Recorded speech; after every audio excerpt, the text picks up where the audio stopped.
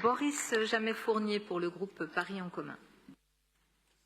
Merci beaucoup Madame la maire. Mes chers collègues, je vais commencer, c'est pas très original, par vous remercier, vous les membres de l'Assemblée citoyenne. Ce qui est peut-être un peu plus original, c'est de vous présenter mes excuses pour l'intervention de ma collègue tout à l'heure du groupe Changer Paris qui en fait vous accueille au Conseil de Paris en vous disant que vous êtes instrumentalisés par l'exécutif et que vous êtes des pantins.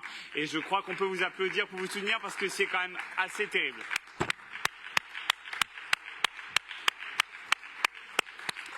J'ai trouvé ça assez peu poli. Bref, en 2019, nous étions en plein mouvement. J'ai la parole.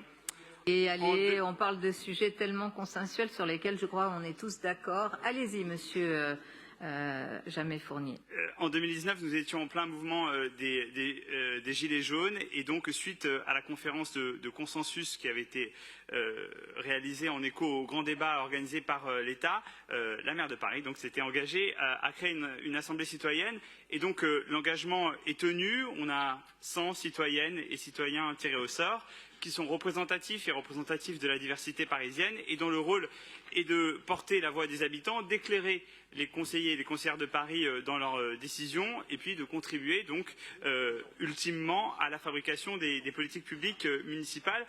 Et de leur évaluation, j'ai bien noté que vous aviez insisté sur le droit de suite et ça me semble tout à fait important, même si je pense qu'on pourra en discuter après sur le vœu lecture. J'ai compris qu'il y avait un sujet sur le droit de suite. Je serais ravi d'en savoir un petit peu plus parce que effectivement, ce droit de suite, il paraît important pour mesurer l'efficacité des recommandations qui sont portées. Bien sûr, je veux vous féliciter pour la qualité et la richesse de vos travaux. Vous n'avez vraiment pas chômé depuis l'automne 2021.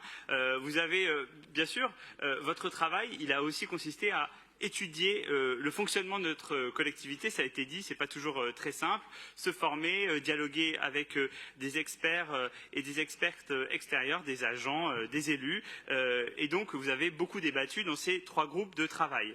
Et donc après une longue phase de prospection et en cohérence avec les aspirations des membres de l'Assemblée citoyenne, il a été défini pour chacun des groupes, en lien avec les adjoints et les adjointes concernés, une lettre de mission, un mandat de travail.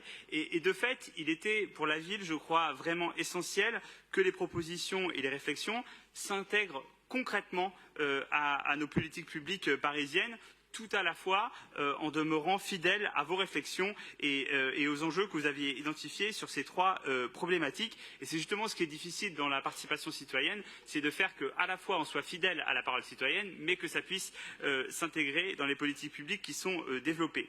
Et donc, on sait que certains utilisent parfois la participation citoyenne comme un gadget pour faire la communication. La convention climat qui devait être reprise sans filtre, seuls 10% de ces propositions ont été retenues par l'exécutif national.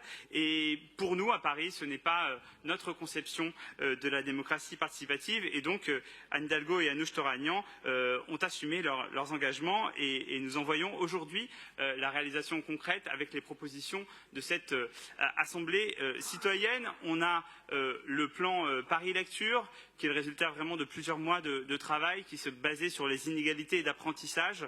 Je pense important que vous ayez insisté sur l'accompagnement par les familles du développement de la pratique de la lecture, aussi la diversité des ouvrages proposés, y compris en impliquant les enfants, qui me semble tout à fait intéressant comme perspective. Il y a également les propositions qui concernent le code de la rue, on en a dit un mot, on a même parlé du Louvre, dans lequel il y avait avant un parking. Il y en a toujours un de l'autre côté de la colonnade Perrault, mais de fait, on va travailler à ce que cet endroit de Paris-Centre soit moins qu'aujourd'hui dominé par les voitures. Et puis, le dernier vœu, il a été imaginé par le groupe qui était le plus important en nombre sur ces questions climatiques, les propositions pour simplifier le parcours des habitants dans le cadre des aides à la rénovation thermique. Là encore, pour Paris-Centre, pour nous, c'est très important, avec un bâti qui est très historique et donc parfois mal isolé.